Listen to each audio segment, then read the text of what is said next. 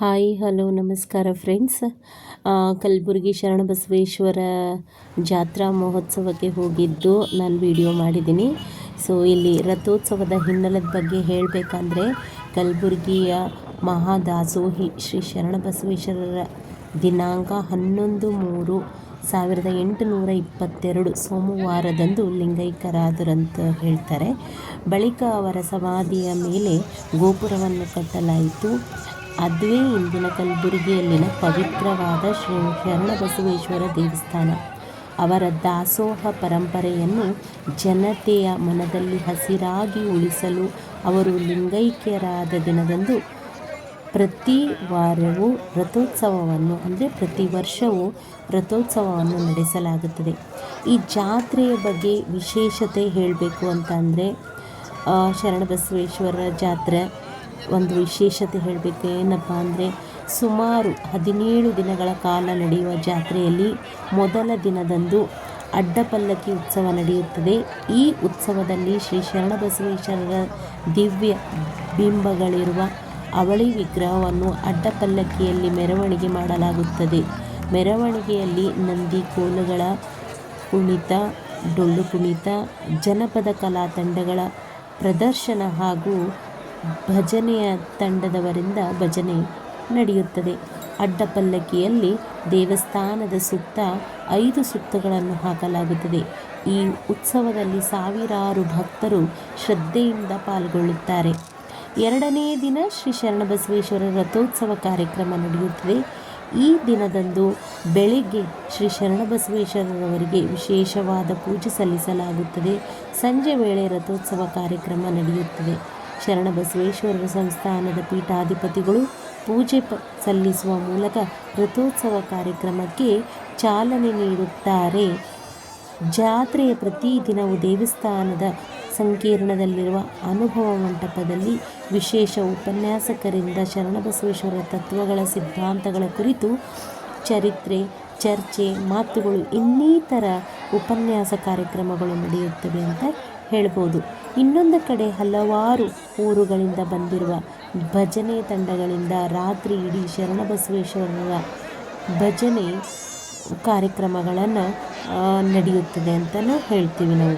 ಈ ಜಾತ್ರೆಯಲ್ಲಿ ಎಷ್ಟು ಜನ, ಸಾವಿರಾರು ಭಕ್ತರು ಬೇರೆ ಬೇರೆ ಊರುಗಳಿಂದ ಬಂದು ಪಾಲ್ಗೊಳ್ತಾರೆ ಅಂತ ಹೇಳಿದರೆ ತಪ್ಪಾಗಿಲ್ಲ. ನೀವು ನೋಡ್ತಾ ಇದ್ದೀರಾ ಫ್ರೆಂಡ್ಸ್, ಎಷ್ಟೊಂದು ಜನಸಂದಣಿ ಇತ್ತು ಅಂದರೆ ನಾನಂತೂ ನೋಡಿ ಇಷ್ಟೊಂದು ಜನ, ರಸ್ತೆನೇ ಕಾಣ್ತಾ ಇಲ್ಲ, ಎಲ್ಲಿ ನೋಡಿದ್ರೂ ಜನ.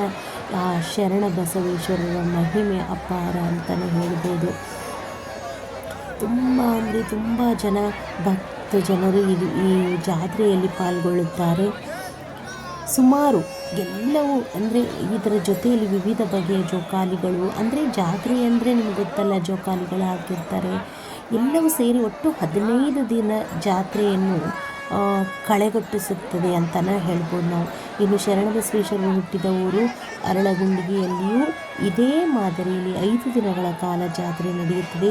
ಸಾವಿರಾರು ಭಕ್ತರು ಜಯಘೋಷವನ್ನು ಹಾಕುತ್ತಾ ಭಕ್ತಿಯಿಂದ ತೇರು ಎಳೆಯುತ್ತಾರೆ. ತೇರು ಸಾಗುವ ಹಾದಿಯಲ್ಲಿ ಹೂವು ಹಣ್ಣುಗಳನ್ನು ಮೇಲೆ ಹಾರಿಸುತ್ತಾ ಜಯಘೋಷವನ್ನು ಮೊಳಗಿಸುತ್ತಾ ಭಕ್ತಿ ಭಾವದ ಅಲೆಯಲ್ಲಿ ನಿಲ್ಲುತ್ತಾರೆ. ಹೀಗೆ ಸಾಗುವ ತೇರು ಶರಣಬಸವೇಶ್ವರ ದೇವಸ್ಥಾನದ ಸಂಕೀರ್ಣದಲ್ಲಿ ಸುಮಾರು 100 ಮೀಟರ್ ದೂರದಲ್ಲಿರುವ ಬಸವನ ಗುಡಿಯವರೆಗೂ ತಲುಪಿ ಮತ್ತೆ ದೇವಸ್ಥಾನದ ಕಡೆಗೆ ಹಿಂತಿರುಗುತ್ತದೆ ಅಂತಲೇ ಹೇಳ್ಬೋದು. ಉಳಿದ 13 ದಿನಗಳ ಕಾಲ ಜಾತ್ರೆಯ ಮೆರುಗು ಹಾಗೆಯೇ ಇರುತ್ತದೆ. ಈ ಜಾತ್ರೆಗೆ ಕಲಬುರಗಿ ಜಿಲ್ಲೆಯಿಂದ ಅಲ್ಲದೆ ನೆರೆಯ ಜಿಲ್ಲೆಗಳಿಂದ ಹಾಗೂ ಹೊರನಾಡಿನಿಂದ ಹಲವಾರು ಭಕ್ತರು ಭಜನೆ ಮಾಡುತ್ತಾ ಈ ಜಾತ್ರೆಯಲ್ಲಿ ಪಾಲ್ಗೊಳ್ಳುತ್ತಾರೆ ಅಂತ ನಾವು ಹೇಳ್ಬೋದು. ಈವನ್ ಭಕ್ತರು ನಡ್ಕೊಂಡು ಬರ್ತಾರೆ ಅಂತ ಹೇಳ್ತೀವಲ್ಲ, ಅದು ಸಹ ನಾವಿಲ್ಲಿ ನೋಡ್ಬೋದು. ಅವರು ಬರುವ ದಾರಿಯಲ್ಲಿ ಸಿಗುವ ಊರುಗಳಲ್ಲಿ ಜನರು ಭೇಟಿ ಮಾಡಿ ಶರಣಬಸವೇಶ್ವರರ ತತ್ವ ಸಿದ್ಧಾಂತಗಳ ಬಗ್ಗೆ ಅರಿವು ಮೂಡಿಸುತ್ತಾ ಬರುತ್ತಾರೆ. ಜಾತ್ರೆಗೆ ಬರುವ ಭಕ್ತರಿಗೆ ಅನ್ನದಾಸೋಹ ದೇವಸ್ಥಾನದ ಕಡೆಯಿಂದ ಮಾಡಲಾಗುತ್ತದೆ. ಇದಕ್ಕಾಗಿಯೇ ಭಕ್ತರು ತಾವು ಬೆಳೆದ ಬೆಳೆಗಳಲ್ಲಿ ಒಂದಷ್ಟು ಭಾಗವನ್ನು ಶರಣಬಸವೇಶ್ವರ ದಾಸೋಹಕ್ಕೆ ನೀಡಿ ಅವರ ದಾಸೋಹದ ಕಾಯಕ್ಕೆ ಕೈಜೋಡಿಸಿ ಪುನೀತರಾಗುತ್ತಾರೆ. ಆಹಾ, ಶರಣಬಸವೇಶ್ವರ ನಿನ್ನ ಮಹಿಮೆ ಅಪಾರ ತಂದೆ. ಈ ಭಕ್ತ ಸಾಗರವನ್ನು ನೋಡಿ ನಾನಂತೂ ದಿಗ್ಭ್ರಮೆಯಾದೆ ಅಂತಲೇ ನಾನು ಹೇಳ್ಬೋದು. ಆ ಭಕ್ತ ಆ ಜನರ ಒಂದು ಖುಷಿ ಜಯಘೋಷವನ್ನು ನೋಡಿ, ಆಮೇಲೆ ಆ ಅಂಗಡಿಗಳು ಏನಿರುತ್ತಂದರೆ ಸಾಲು ಸಾಲಾಗಿ ಆ ಅಂಗಡಿಗಳಂತೂ ಕಣ್ಣು ನೀವು ಮುಚ್ಚಂಗೆ ಇಲ್ಲ, ಆ ಥರ ನೋಡ್ತೀರಾ. ಲೈಟಿಂಗ್ಸು, ಜೋಕಾಲಿಗಳು, ಅದು ಎಷ್ಟು ಖುಷಿ ಅಂದರೆ ಕಲಬುರ್ಗಿ ಶರಣಬಸವೇಶ್ವರ ಜಾತ್ರೆ ಎಷ್ಟು ಪ್ರಸಿದ್ಧವಾಗಿದೆ ಅಂತಲೇ ನಾವು ಹೇಳ್ಬೋದು. ದಯವಿಟ್ಟು ಎಲ್ಲರೂ ಬಂದು ಈ ಜಾತ್ರಾ ಮಹೋತ್ಸವದಲ್ಲಿ ಪಾಲ್ಗೊಳ್ಳಿ. 15 ದಿನಗಳ ಕಾಲ ಈ ಜಾತ್ರೆ ನಡೆಯುತ್ತದೆ. ಆಮೇಲೆ ಈ ಜಾತ್ರೆ ಅಂದ್ರೇ ಸಾಕು, ಒಂಥರ ಹಬ್ಬ. ಏನಪ್ಪ ಈ ಕಲಬುರ್ಗಿ ಶರಣಬಸವೇಶ್ವರ ಜಾತ್ರೆ ಇದೆ, ಜಾತ್ರೆಯಲ್ಲಿ ಇದು ತೊಗೊಳ್ಳೋಣ, ಬಳೆ ತೊಗೊಳ್ಳೋಣ, ಅದು ತೊಗೊಳ್ಳೋಣ, ಒಂದು ಖುಷಿನೇ ಬೇರೆ. ಆ ಜಾತ್ರೆಗೋಸ್ಕರ ಎಷ್ಟು ಜನ ಕಾಯ್ತಿರ್ತಾರೆ ಗೊತ್ತಾ. ಸೊ ನಾನು ಹೋದೆ, ತುಂಬ ಅಂದರೆ ತುಂಬ ಖುಷಿಯಾಯಿತು ಫ್ರೆಂಡ್ಸ್. ನೀವು ಈ ಜಾತ್ರೆ ಮಹೋತ್ಸವಕ್ಕೆ ಹೋಗಿಲ್ಲ ಅಂದರೆ ದಯವಿಟ್ಟು ಒಂದು ಸರ್ತಿ ಭೇಟಿ ಮಾಡಿ ಅಂತಲೇ ನಾನು ಹೇಳ್ತೀನಿ. ತುಂಬ ಅಂದರೆ ತುಂಬ ಚೆನ್ನಾಗಿರುತ್ತೆ. ನಾನು ನನ್ನ ಹಸ್ಬೆಂಡ್ ಹೋಗಿದ್ವಿ. ಜೋಕಾಲಿಯಲ್ಲಿ ಕೂಡೋದಾಗಲಿ, ತಿಂಡಿ ತಿನಿಸುಗಳಾಗಲಿ, ಜ್ಯೂಸ್ಗಳಾಗಲಿ, ಹಣ್ಣಿನ ಅಂಗಡಿ ಆಗಲಿ, ಪ್ರತಿಯೊಂದು ನಿಮಗೆ ಅಲ್ಲಿ ನೋಡ್ಲಿಕ್ಕೆ ಸಿಗುತ್ತೆ, ತಿನ್ಲಿಕ್ಕೆ ಸಿಗುತ್ತೆ, ಆಟ ಆಡ್ಲಿಕ್ಕೆ ಸಿಗುತ್ತೆ. ಆ ದೇವಸ್ಥಾನದಲ್ಲಿ ದೇವರ ದರ್ಶನ ಮಾಡಿಕೊಂಡು ಆ ಜಾತ್ರೆಯಲ್ಲಿ ಆನಂದಿಸಿ ಖುಷಿ ಪಡ್ತೀರಾ ಅಂತ ನಾನು ಹೇಳ್ತಾ ನನ್ನ ಈ ಒಂದು ಜಾತ್ರಾ ಮಹೋತ್ಸವದ ಬಗ್ಗೆ ಆಗಲಿ, ರಥೋತ್ಸವದ ಬಗ್ಗೆ ಆಗಲಿ ನನಗೆ ತಿಳಿದ ಮಟ್ಟಿಗೆ ನಾನು ಹೇಳಿದ್ದೀನಿ. ದಯವಿಟ್ಟು ಎಲ್ಲರೂ ಭಾಗವಹಿಸಿ ಫ್ರೆಂಡ್ಸ್. ನನಗಂತೂ ತುಂಬ ಅಂದರೆ ತುಂಬ ಖುಷಿಯಾಯಿತು. ಜಾತ್ರೆಯಲ್ಲಿ ಅಂತೂ ನೋಡಿದ್ದು ತೊಗೊಲ್ಲ, ಅದು ತೊಗೊಲ್ಲ, ಏನು ನೋಡಿದ್ರೂ ತೊಗೋಬೇಕು ಅಂತ ಅನಿಸುತ್ತೆ. ತುಂಬ ಚೆನ್ನಾಗಿತ್ತು. ನಾನು ಕೆಲವೊಂದು ಕ್ಲಿಪ್ಸ್ಗಳಾಗಲಿ, ಪಿನ್ಗಳಾಗಲಿ, ಹೇರ್ ಪಿನ್ನು, ಆಮೇಲೆ ಬ್ಯಾಗ್ಗಳಾಗಲಿ, ತಿಂಡಿ ತಿನಿಸುಗಳನ್ನ ನೋಡ್ತಾ ಇದ್ದೀರಲ್ಲ ನೀವು, ಒಳ್ಳೆ ಬಿಸಿಯಾಗಿರುವಂತಹ ಚಾಟ್ಸ್ ಐಟಮ್ಸ್ ಆಗಲಿ, ಬಜ್ಜಿಗಳಾಗಲಿ, ಈವನ್ ಜಿಲೇಬಿ, ಸ್ವೀಟ್ಸ್ ಪ್ರತಿಯೊಂದು ನಿಮಗೆ ಅಲ್ಲಿ ಸಿಗುತ್ತೆ. ಎಷ್ಟು ದೊಡ್ಡದಾಗಿರುತ್ತೆ ಅಂತಂದರೆ ನೀವು ನಡ್ಕೊಂಡದ್ರಲ್ಲೇ ಸುಸ್ತಾಗ್ಬಿಡ್ತೀರ. ಅಷ್ಟೊಂದು ದೊಡ್ಡದಾಗಿ ಅಂಗಡಿಗಳನ್ನು ಸಾಲಾಗಿ ಹಾಕ್ತಿರ್ತಾರೆ. ತುಂಬ ಅಂದರೆ ತುಂಬ ಚೆನ್ನಾಗಿ ಕ್ವಾಂಟಿಟಿ ಆಮೇಲೆ ಕ್ಲೀನ್ನೆಸ್ ಮೇಂಟೈನ್ ಮಾಡ್ತಾರೆ ಅಂತಲೇ ನಾವು ಹೇಳ್ಬೋದು. ನೀವು ಒಂದು ಸರ್ತಿ ದಯವಿಟ್ಟು ವಿಸಿಟ್ ಮಾಡಿ.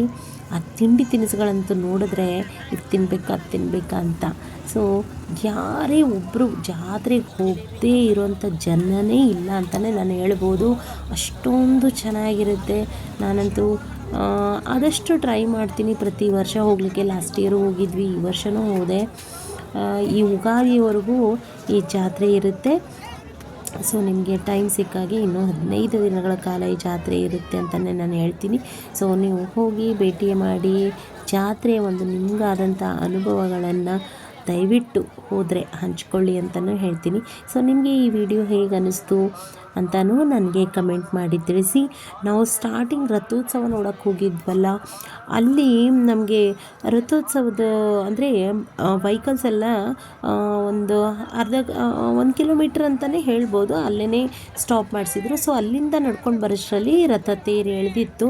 ಸೊ ಆಮೇಲೆ ಒಳಗಡೆ ಹೋಗೋಣ ಅಂತಂದರೆ ನಾನು ತೋರಿಸಿದ್ನಲ್ಲ ಮೊದಲು ವಿಡಿಯೋ, ಇಷ್ಟು ಜನ ಇತ್ತು. ಸೊ ಅದಕ್ಕೆ ನಾವೇನು ಮಾಡಿದ್ವಿ, ಮೊದಲು ಜಾತ್ರೆಯಲ್ಲಿ ಅಂದರೆ ಅಂಗಡಿಗಳಲ್ಲೆಲ್ಲ ಹೋಗಿ ನೋಡಿಕೊಂಡು ಬಂದು ಆಮೇಲೆ ಸ್ವಲ್ಪ ಜನ ಸಂಖ್ಯೆ ಕಡಿಮೆ ಆದಮೇಲೆ ನಾವು ದೇವಸ್ಥಾನದ ಒಳಗಡೆ ಹೋಗಿ ರಥಕ್ಕೆ ನಮಸ್ಕಾರ ಮಾಡಿ, ದೇವಸ್ಥಾನದಲ್ಲಿ ನಮಸ್ಕಾರವನ್ನು ಮಾಡಿ ದರ್ಶನವನ್ನು ಪಡೆದು ಅಲ್ಲಿ ಕೆಲವೊಂದು ವಿಡಿಯೋನ ತೊಗೊಂಡು ಆವಾಗ ನಾನು ಆಚೆ ಕಡೆ ಬಂದೆ. ಆಮೇಲೆ ಇನ್ನೊಂದು ಫ್ರೆಂಡ್ಸ್, ಎಷ್ಟು ಚೆನ್ನಾಗಿ ರಥನ ಅಲಂಕಾರ ಮಾಡಿರ್ತಾರೆ ಅಂತಂದರೆ ನೋಡ್ತಿರ್ಬೋದು ನೀವು ಇಲ್ಲಿ. ಸೊ ನಾನಂತೂ ತುಂಬ ಅಂದರೆ ತುಂಬ ಖುಷಿ ಆಗೋಯಿತು ನನಗೆ ರಥ ಉತ್ಸವ ನೋಡಿಬಿಟ್ಟು. ಆಮೇಲೆ ಅಲ್ಲಿಂದ ನಾವು ಪಲ್ಲಕ್ಕಿ ಬೇರೆ ಹೋಗ್ತಾ ಇತ್ತು, ಅದೂ ನಾನು ದರ್ಶನ ಮಾಡ್ಕೊಂಡ್ವಿ.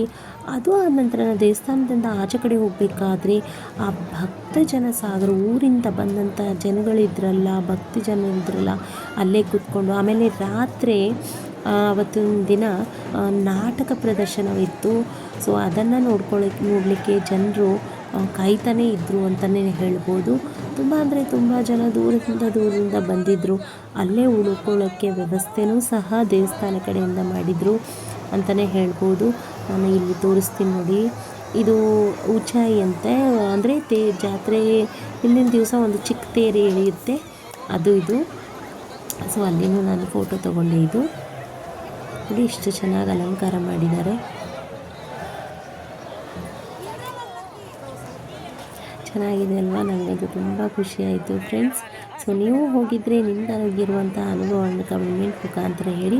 ನೋಡಿ ಜನಸಾಗರ ಹೆಂಗೆ ಬಂದಿದೆ ಅಂದರೆ ಊರಿಂದ ಜಯಘೋಷ, ಶರಣ ಬಸವೇಶ್ವರ ಮಹಾರಾಜ್ ಕಿ ಜೈ ಅಂತ ಜಯಘೋಷ ಹಾಕ್ಕೊಂಡು, ಅಲ್ಲೇ ಕೆಲವೊಬ್ಬರು ರಾತ್ರಿ ಎಲ್ಲ ಇರುವಂತಹ ಒಂದು ವ್ಯವಸ್ಥೆನೂ ಮಾಡಲಾಗಿತ್ತಂತಲೇ ಹೇಳ್ಬೋದು. ಅಲ್ಲೆಲ್ಲ ಕೂತ್ಕೊಂಡು ದೇವಸ್ಥಾನದ ಆವರಣದಲ್ಲಿ ಕೂತ್ಕೊಂಡು ಆ ನಾಟಕಕ್ಕೋಸ್ಕರ ಆ ದೇವರ ದರ್ಶನವನ್ನು, ದೇವರ ಮಹಿಮೆಯನ್ನು ಕೊಂಡಾಡ್ತಾ ಆ ಜನಗಳ ಮಾತುಗಳನ್ನು ಕೇಳಿದ್ರೆ ಎಷ್ಟು ಖುಷಿಯಾಗುತ್ತಂದರೆ, ಅದು ಈಗಿನ ಕಾಲದಲ್ಲಿ ಆ ಶರಣನ ಮಹಿಮೆ ಇನ್ನೂ ದಿನದಿನಕ್ಕೆ ಹೆಚ್ಚಿಸ್ತಾ ಹೋಗ್ತಾ ಇದೆ ಅಂತಲೇ ನಾವು ಹೇಳ್ಬೋದು. ಅಲ್ಲಿಂದ ನಾವು ದೇವಸ್ಥಾನದಿಂದ ಆಚೆ ಕಡೆ ಬರಬೇಕಾದ್ರೆ ಅಲ್ಲಿ ಪ್ರಸಾದ ವಿನಿಯೋಗ ಮಾಡ್ತಾಯಿದ್ರು. ಸೊ ಮನೆಯಿಂದ ನಾನು ಏನು ಊಟ ಮಧ್ಯಾಹ್ನ ಮಾಡಿದ್ದೆ, ಸಾಯಂಕಾಲ ಏನೂ ಮಾಡಿರಲಿಲ್ಲ. ಯಾಕಂದರೆ ಅವತ್ತೇ ನಾನು ಬೆಂಗಳೂರಿಗೆ ಹೊರಡ್ತಾ ಇದ್ನಲ್ಲ. ಸೊ ನಮ್ಮ ಮನೆಯವರು ಹೇಳಿದರೆ ಏನಾದರೂ ತಿಂತೀಯ ಅಂತ. ಇಲ್ಲ ಬೇಡ ಅಂತ ಅಂದೆ. ಬಟ್ ಆಚೆ ಕಡೆ ದೇವಸ್ಥಾನದ ಆಚೆ ಕಡೆ ಹೋಗ್ತಾ ಇದ್ದೀವಿ ನೋಡಿ, ಅಲ್ಲಿ ಹೋಗಬೇಕಾದ್ರೆ ಪ್ರಸಾದವನ್ನು ಕೊಡ್ತಾಯಿದ್ರು. ಆ ಪ್ರಸಾದ ನೋಡಿದ್ರೆ ತಿಂತೀಯ, ಪ್ರಸಾದ ಯಾರು ಬೇಡ ಅಂತಾರೆ ಹೇಳಿ ನೋಡೋಣ. ಸೊ ನನಗಂತೂ ತುಂಬ ಇಷ್ಟ ಆಯಿತು. ಸ್ವೀಟಲ್ಲಿ ಗೋಧಿ ಪಾಯಸ ಇತ್ತು, ಆಮೇಲೆ ಅನ್ನ ಸಾಂಬಾರಿತ್ತು. ಅದನ್ನು ತಿಂದ್ಬಿಟ್ಟಂತೂ ನನಗೆ ಎಷ್ಟು ಖುಷಿಯಾಗೋಯಿತು ಅಂದರೆ, ಮನೆಯಲ್ಲೂ ಆ ಥರ ಸಾಂಬಾರು ಆಗಿರಲಿಲ್ಲ, ಅಷ್ಟೊಂದು ಟೇಸ್ಟ್ ಆಗಿತ್ತು. ನಾನಂತೂ ತುಂಬ ಅಂದರೆ ತುಂಬ ಎಂಜಾಯ್ ಮಾಡಿದ್ದೀನಿ ಫ್ರೆಂಡ್ಸ್. ಈ ಜಾತ್ರಾ ಮಹೋತ್ಸವ ನೀವು ಹೋಗಿರ್ತೀರಾ, ನಿಮ್ಮ ಅನುಭವಗಳನ್ನು ನನ್ನ ಜೊತೆ ಶೇರ್ ಮಾಡಿ ಅಂತ ಹೇಳ್ತಾ ನಾನು ಈ ಚಿಕ್ಕ ವಿಡಿಯೋ ಮುಗಿಸ್ತಾ ಇದ್ದೀನಿ. ಮುಂದೆ ಬರುವ ಫೋಟೋಗಳನ್ನು ಮಿಸ್ ಮಾಡದೆ, ಸ್ಕಿಪ್ ಮಾಡದೆ ನೋಡಿ. ಹಾಗೆ ನನ್ನ ಚಾನಲ್ಗೆ ಸಬ್ಸ್ಕ್ರೈಬ್ ಮಾಡಿ, ಲೈಕ್ ಮಾಡಿ, ಶೇರ್ ಮಾಡಿ. Thank you.